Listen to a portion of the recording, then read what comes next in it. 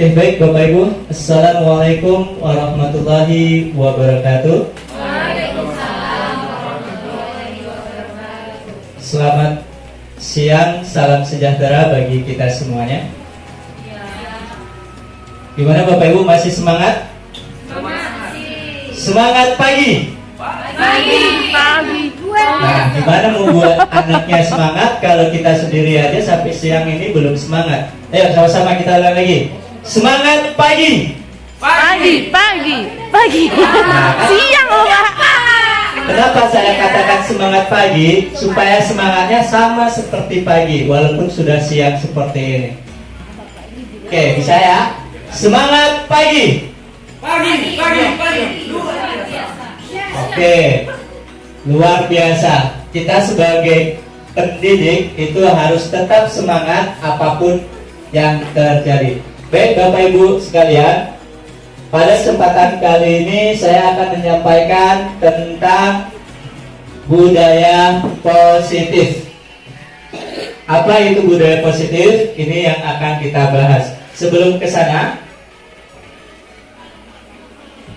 ini belum selesai.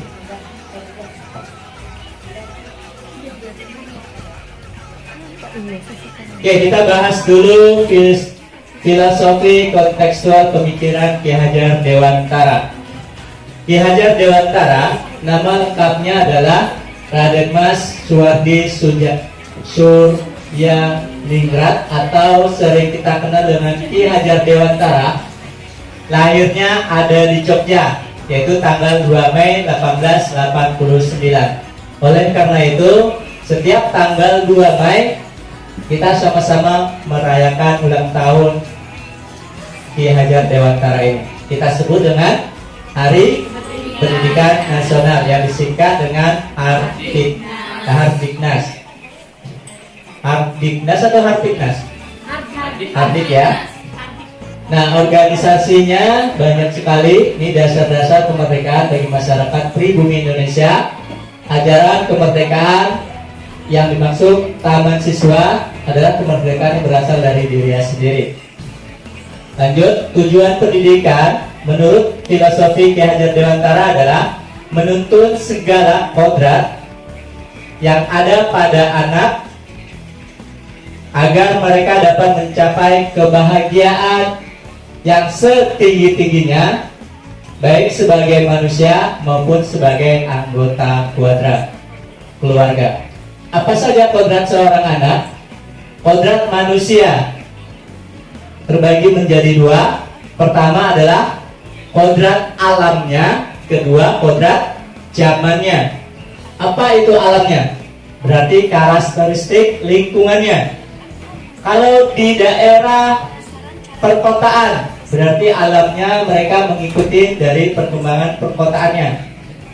Kalau daerahnya nanti daerah Jawa, berarti karakteristiknya sesuai dengan orang-orang Jawa. Kalau daerahnya daerah Batak, berarti karakteristik anaknya seperti orang Batak. Jadi disesuaikan cara mengajar kita sesuai dengan karakteristik anak.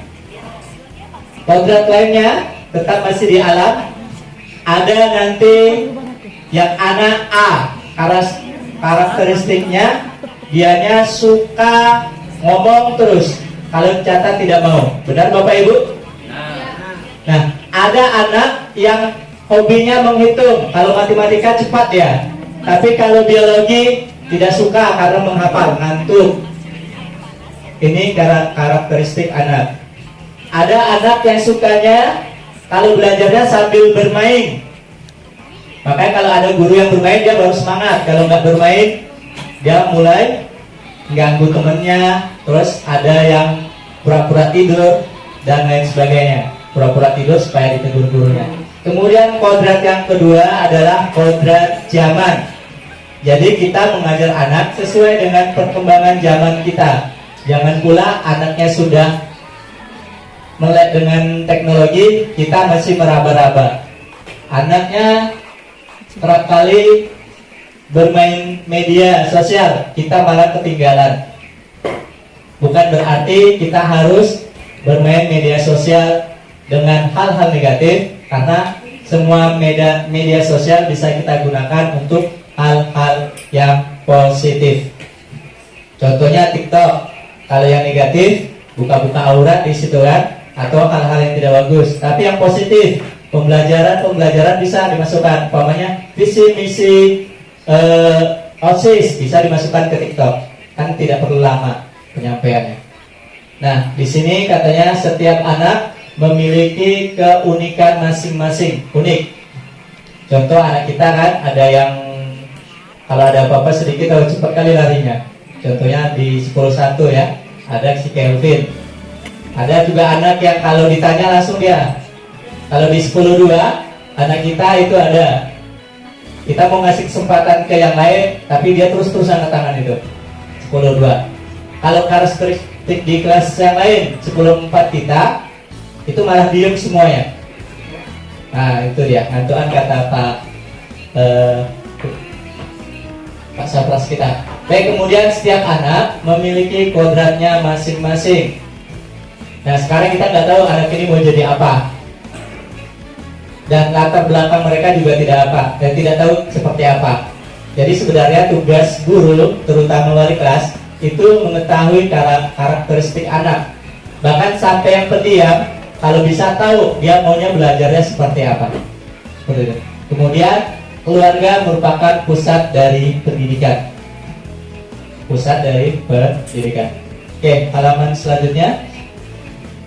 Nah, dalam pendidikan, dunia pendidikan kita pasti mengenal dengan konsep trilogi ini, yaitu trilogi Ki Hajar Dewantara. Yang pertama adalah Ing Ngasa Sung Talada, bahasa Indonesianya, bahasa Inggrisnya Ing Ngaso Sung Tolodo. Artinya dalam ranah ini mereka perilaku pendidik akan menjadi teladan. Berarti kita itu teladan bagi siswa kita. Kalau gurunya rambutnya panjang, otomatis siswanya juga. Kalau gurunya menor-menor seperti artis, maka jangan salahkan anak kalau pakai yang menor-menor. Kalau pakaian, alhamdulillah kita sudah seragamkan. Nah, kalau gurunya di sini omongannya sudah kasar, anaknya juga niru kasar. Nah, kalau ada guru umpamanya ramah, ketemu anak lagi ngapain nak, apa kabar, salam, senyum, sapa, seperti yang kita gaungkan setiap hari, maka anaknya juga nampak nanti, Bu Dian, Assalamualaikum Pak, Assalamualaikum Bu, salam, seperti itu. Sama seperti kita zaman-zaman dulu, kalau jumpa guru pasti nunduk. Jumpa guru nunduk, walaupun di atas motor tetap kita nunduk. Kalau sekarang, ya kalau dia nggak suka sama gurunya, buang muka. Kalau suka ya mesti, Bu apa kabar? Assalamualaikum Bu, seperti itu. Kemudian Ing Madia Bangun Karsa, ini erat kaitannya dengan kebersamaan atau kekompakan atau kerjasama. Jadi seorang pendidik itu harus bisa kolaborasi. Bahasa zaman sekarang namanya kolaborasi. Kalau bahasa zaman dulu namanya gotong royong. Jadi kita bisa kerjasama.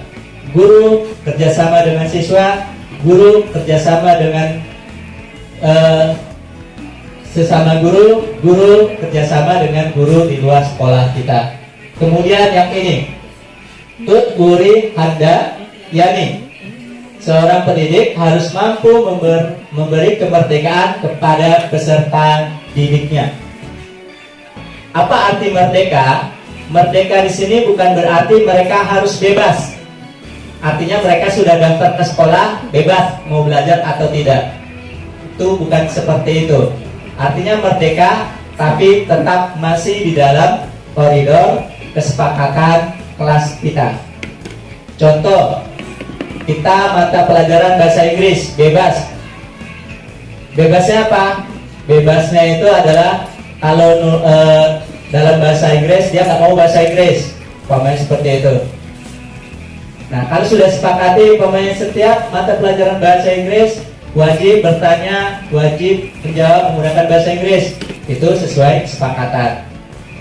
Atau nanti kesepakatan biologi, Ada kesepakatan terlambat 5 menit, apa konsekuensinya atau yang lain sebagainya. Itu 3 ideologi yang disampaikan oleh Ki Hajar Dewantara. Nah, secara konseptual bahwa pendidikan itu harus membahagiakan anak, memerdekakan anak, tetapi tetap terarah. Kan ada anak kita itu yang maunya bebas, bajunya bebas, memberikan kesempatan untuk berkreasi. Artinya kreasi, mereka bisa menimbulkan ide-ide dan selagi itu sesuai dengan rubrik-rubrik penilaian Bapak Ibu. Oke, ini tadi sudah kita bahas tentang profil pelajar Pancasila. Yang pertama itu tentang beriman, bertakwa pada Tuhan Yang Maha Esa. Kemudian berkebinekaan global atau Bhinneka Tunggal Ika. Kemudian bernalar kritis, kreatif, gotong royong, dan mandiri. Perubahan paradigma. Untuk membangun budaya yang positif, sekolah kita perlu menyediakan lingkungan yang positif, aman, dan nyaman. Bagaimana caranya? Maka kita kembali ke kebiasaan kita sehari-hari. Di sini dicatat bahwasannya guru itu adalah mengontrol murid. Benar atau salah Bapak Ibu? Kalau Bapak Ibu lihat dari selama kita mengajar dan selama kita jadi siswa, guru itu mengontrol murid. Benar atau salah? Menurut pemandangan kita, guru itu mengontrol murid. Contohnya apa? Besok semuanya wajib bisa menghafal. Besok semuanya wajib menghafal notasi balok musik ini. Padahal musik itu banyak pilihannya. Besok harus hafal nama-nama ilmiah dari biologi. Nah, seperti itu. Jadi itu artinya mengontrol. Kemudian di bawah ada ilusi bahwa semua penguatan positif, efektif, dan bermanfaat. Semua penguatan positif, efektif, dan bermanfaat. Coba saya tanya sama Bapak Ibu, kira-kira hukuman itu efektif atau tidak? Anak terlambat. Si Banu, kamu terlambat, silakan ngepel WC. Efektif atau tidak? Kalau umpamanya di kelas, Bu Mega umpamanya, Bu Mega di kelas ada si Elsa umpamanya, oh Elsa bagus jawabannya, langsung dikasih hadiah. Bagus atau tidak? Bagus? Bagus. Oke, sekarang kita akan coba beransur-ansur merubah bahwasanya ternyata hukuman, punishment, dan reward atau hadiah itu bagusnya hanya sementara. Contoh, ini ada bermasalah dengan Bu Mega. Bu Mega ngasih hukuman, datang lambat, silakan lari lapangan 5 kali, umpama. Oke, dengan Bu Mega selesai, besok tidak akan lagi terlambat. Datang lagi Pak Sadam. Pak Sadam, ternyata anaknya terlambat juga. Berarti kan tidak ada perubahan di dalam dirinya, tetapi perubahan kalau ada Bu Mega. Hadiah juga bermanfaatnya hanya sementara. Sementara itu ibaratnya apa? Oke, di kelas ini Bu Mega ngasih hadiah, pokoknya setiap masuk dapat buku, dapat pena, pensil, dan sebagainya. Nah, ketika saat dikasih tugas oleh guru lain, anggap guru sejarah, Bu Dian, nyampaikan, silakan kerjakan tugasnya. Karena nggak ada hadiah, maka anaknya diam semua. Berarti ada, makanya itu dikatakan bahwasanya hukuman dan hadiah hanya efektif untuk sementara. Kemudian di bawah ada kritik dan membuat orang merasa bersalah dapat menguatkan karakter, kritik dan saran. Contohnya, Ini anak kita pakai kaos kaki, bau kali kaos kakinya. Nah kira-kira itu gimana? Anggaplah sekarang Bu Rina jadi siswa, datang Bu Dian, ganti sepatumu, bau kali, buka pel dan sebagainya. Kira-kira gimana? Atau nanti Pak Hendro, badanmu bau kali lah, seperti itu. Nah, kira-kira berubah nggak karakternya? Bakalan dia ubah nggak? Ubah. Sebagian anak mau berubah, tetapi tidak semua anak mau berubah. Karena sesuai dengan kodratnya, ada yang cepat membalasnya, ada yang lambat membalasnya. Tapi kalau secara bahasa, panggil, nah bisa nggak besok ganti kaos kakinya, cuci nanti sampai rumah, nah pelan-pelan seperti itu. Nah itulah untuk merubah karakter. Kritik tapi tidak menyakitkan. Kemudian dua lagi, ilusi bahwasanya orang dewasa memiliki hak untuk memaksa. Nah kan kalau kita lihat di zaman-zaman dulu kita selalu dipaksa gitu kan. Paksa ini, paksa itu tanpa mengindahkan kreativitas anak. Nah di sini agak kurang jelas ya. Di sini ada perbedaan antara stimulus respon dan teori kontrol. Bahwasanya kalau respon itu realitasnya kebutuhan kita sama. Kalau orang kontrol itu kebutuhan kita berbeda. Seorang guru pasti kebutuhannya sama. Butuh makan, minum, istirahat, asuh anak dan lain sebagainya.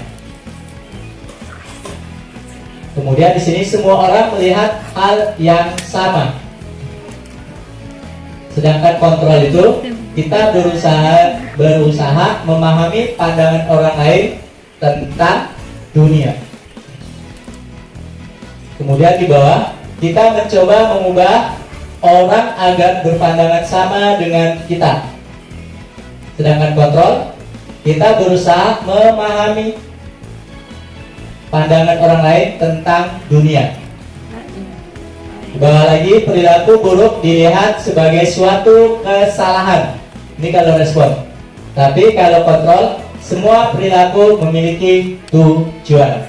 Contohnya anak kita nakal. Kenapa sih dia nakal? Oh ternyata butuh perhatian. Kadang dia colek-colek kawannya itu. Atau kadang-kadang tiba-tiba tidur. Nah itu mereka juga butuh perhatian.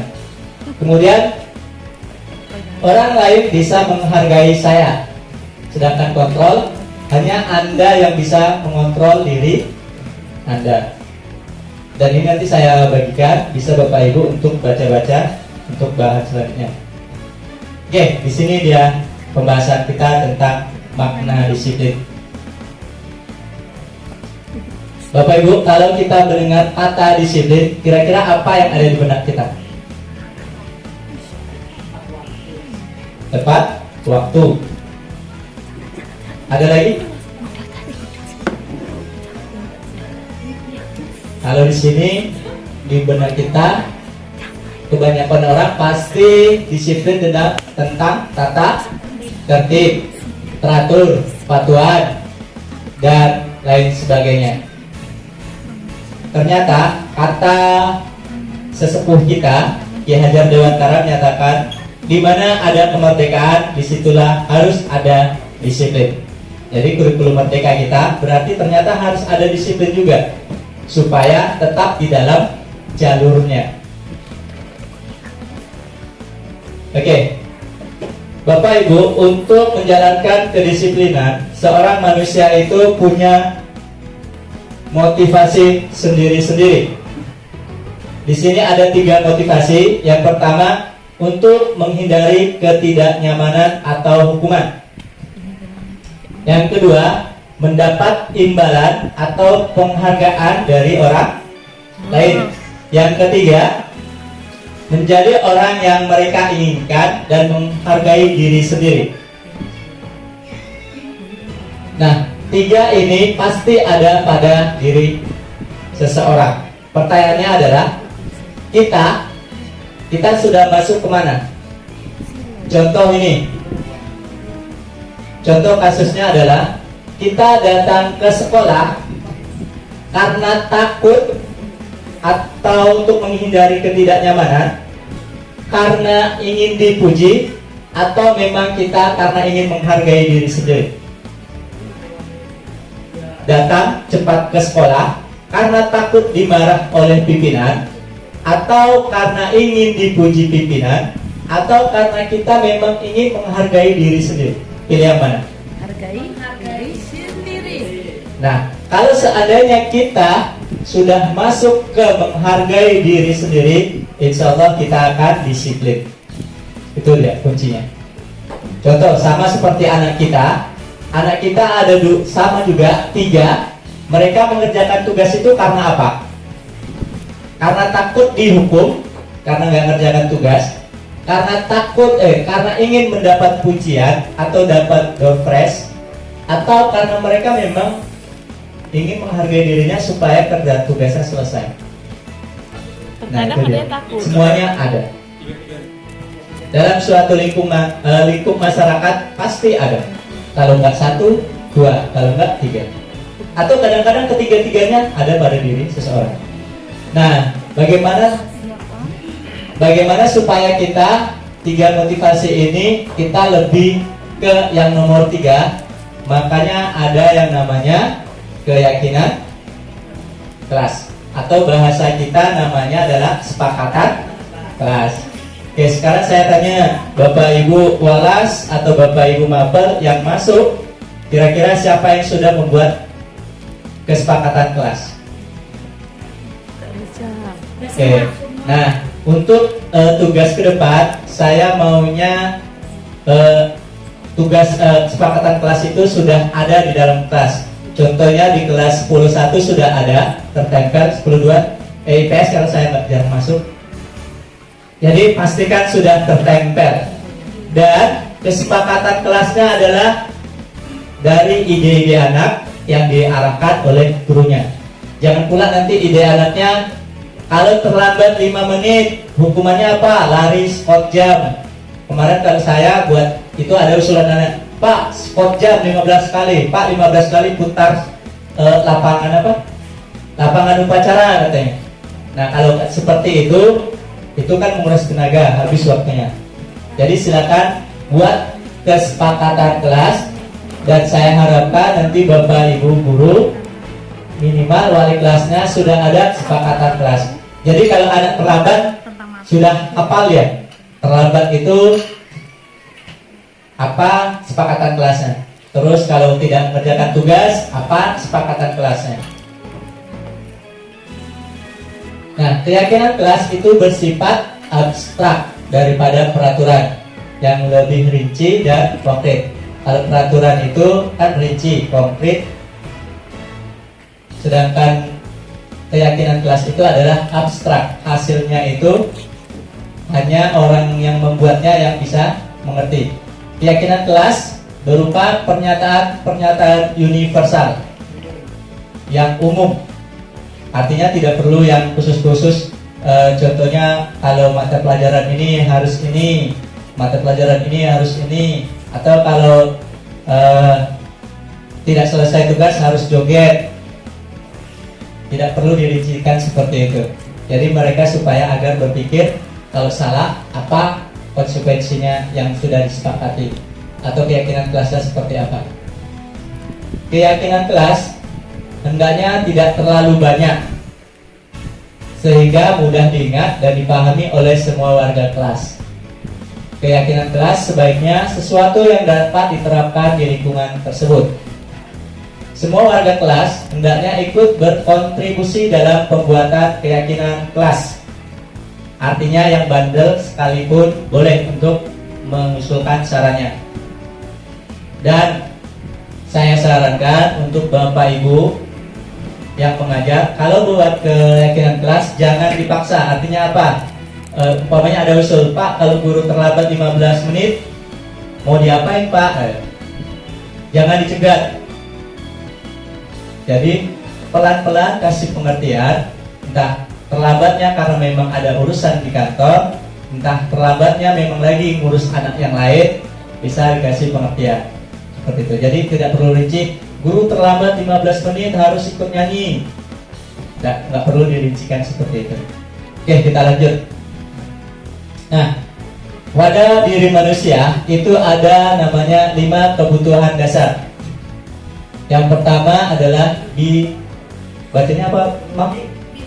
Nah, artinya perlu. Nah, kemudian power, perlu pengakuan di sini. Freedom, perlu kebebasan. Kemudian fun, perlu kesenangan. Survival, perlu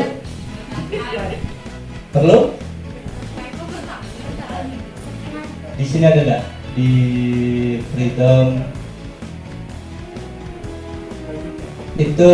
Kalau bahasa kitanya orang yang suka bereksplorasi dan seterusnya. Baik, di sini. Nah, model disiplin yang berpusat pada murid ini ada bentuknya 1, 2, 3, 4, 5. Seorang guru atau pendidik punya karakternya masing-masing. Di sini ada sebagai seorang penghubung, seorang pembuat orang merasa bersalah, kemudian sebagai teman, kemudian sebagai monitoring atau pemantau, kemudian sebagai manajer. Kebanyakan kita tanpa kita sadari, kita pasti di posisi ini, posisi 1 dan posisi 2. Yang posisi 3 di satu sekolah itu paling ada 1 atau 3 orang. Padahal contohkan tadi, anak terlambat. Danu, kamu terlambat, silakan cuci WC-nya. Budi, kamu terlambat, silakan sapu halamannya. Itu termasuk tipe guru yang penghubung. Membuat orang merasa bersalah ini apa? Ini ditembak-tembak pertanyaannya. Contohnya gimana? Ada yang bisa kasih contoh? Contohnya ini ada buku koyak umpamanya, kira-kira. Kenapa kamu koyak? Siapa yang buat koyak? Nah, pertanyaan dicecam terus pertanyaannya. Atau nanti, janganlah gitu, kerjakanlah tugasnya. Nanti ibu dimarah sama kepala sekolah. Nah, itu juga membuat merasa bersalah. Jadi anaknya merasa bersalah. Atau nanti sesama teman juga seperti itu. Nah, untuk teman, yang teman ini, ya, kalian teman ini sebagian kita sudah ada. Semuanya dianggap teman, anaknya secara seperti teman lah. Kemudian monitoring. Nah, ini bedanya. Yang ditanya pasti apa peraturan-peraturan sekolah kita? Bolehkah kita pakai sepatu putih? Bolehkah rambut kita panjang? Nah, kalau ditanya-tanya peraturan, itu berarti masih di pemantau atau monitor. Kemudian manajer. Nah, manajer ini kita tidak menyalahkan anak. Contohnya, kita tanya dulu permasalahan. Umpamanya si Fahri, kenapa terlambat nak?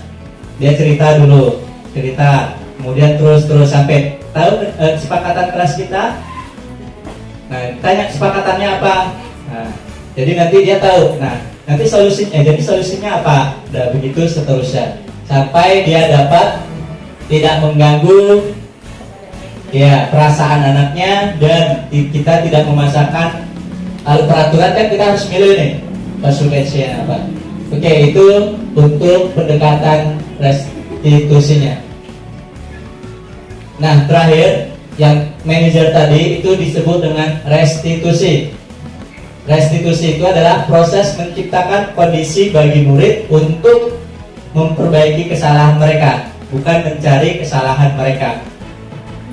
Kemudian restitusi juga proses kolaborasi yang mengajarkan murid untuk mencari solusinya, bukan menghasilkan umpamanya hukuman ini, Bu, saya salah, saya harus dihukum ini. Tidak, dia harus cari solusi sendiri. Kemudian restitusi membantu murid menjadi lebih memiliki tujuan. Kemudian melalui restitusi, murid yang berbuat salah akan menanggapi dengan cara yang memungkinkan murid membuat evaluasi internal sendiri. Nah, kalau kita lihat, kalau kita pakai bahasa lembut, Bapak Ibu, kira-kira berlaku nggak? Bisa nggak sama anak ini? Mana lebih bagus? Pakai restitusi yang bahasanya lembut, cari solusi, dengan yang langsung pakai hukuman? Pakai? Nah, benar sekali. Kalau hukuman itu prospeknya nyata, langsung hari itu langsung anaknya itu berubah. Tapi kalau restitusi ini bertanam atau mengakar ke diri anak. Sekali, oke, oh dia dipelekan ini, oh enak sama Bu Mega, kalau masalah gini-gini enak, langsung nggak ada berubah, besok buat lagi, kita buat seperti itu lagi, nggak ada berubah. Nah, perubahannya anak ini bukan jangka pendek, yang kalau kita kasih nanti kalau terlambat hukumannya ini. Nah, kalau terlambat hukumannya ini, jangka perubahannya cepat, tapi hanya saat saja. Jadi kalau restitusi membuat solusi kita bertahan. Jadi kalau suatu saat ada anak baru masuk di sekolah ini, kalau sama guru ini harus gini-gini, jadi tertanam dari awal, nggak boleh terlambat, nggak boleh harus ngerjain tugas. Nah, seperti itu. Jadi tertanam di hati mereka. Oke, ini ciri-ciri dari restitusi. Restitusi bukan untuk menebus kesalahan, namun untuk belajar dari kesalahan. Restitusi memperbaiki hubungan. Jadi jangan gara-gara sepatu putih anak dendam dengan gurunya. Jangan gara-gara rambut panjang anak dendam dengan gurunya. Jadi ini memang bagus buat kesepakatannya di kelas. Kalau rambut panjang apa? Apanya? Kemudian restitusi adalah tawaran, bukan paksaan. Contoh anak terlambat, bonceng sama kawan gak? Atau pisah dengan teman, tawarin semua solusinya, baru nanti dia memilih. Kemudian menentukan untuk melihat ke dalam dirinya, ke dalam diri anaknya, mencari kebutuhan dasar yang mendasari tindakannya. Kemungkinan anak terlambat karena memang harus bantu orang tua, atau terlambat karena memang bannya bocor, atau terlambat karena motornya rusak. Jadi tidak semua anak terlambat itu karena bangun terlambat. Terakhir, restitusi diri adalah cara yang paling baik, walaupun efeknya itu tidak jangka dekat, tapi bisa digunakan untuk jangka panjang. Baiklah, itu Bapak Ibu sekilas tentang disiplin positif. Untuk lebih pahamnya materi tersebut, Bapak Ibu bisa buka PMM kita untuk mempelajari tentang disiplin positif. Mungkin itu saja untuk hari ini. Silakan untuk salah satu Bapak Ibu untuk menyampaikan refleksi kira-kira bagaimana sih disiplin positif itu. Ada? Silakan.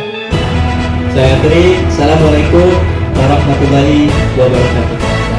Majulah bersama, semangat pilih Batam Busai Utara.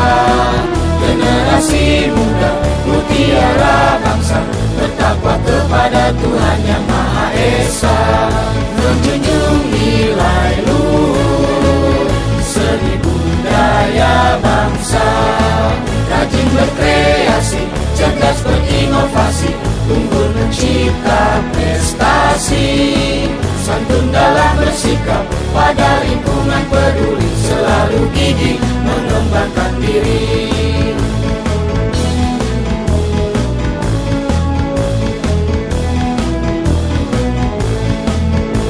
Muda berkarya, dewasa berguna, masa tua berjasa.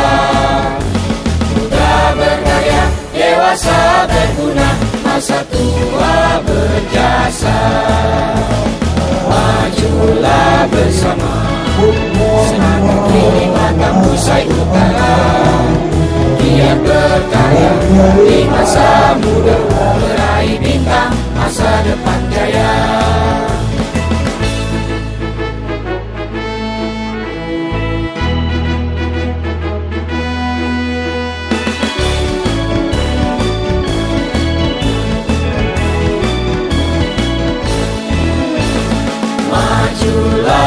bersama. SMA Negeri 5 Tambusai Utara, generasi muda mutiara bangsa, bertakwa kepada Tuhan Yang Maha Esa, menjunjung nilai luhur seni budaya bangsa, rajin berkreasi, cerdas berinovasi, unggul mencipta prestasi, santun dalam bersikap, pada lingkungan peduli, selalu gigih mengembangkan diri.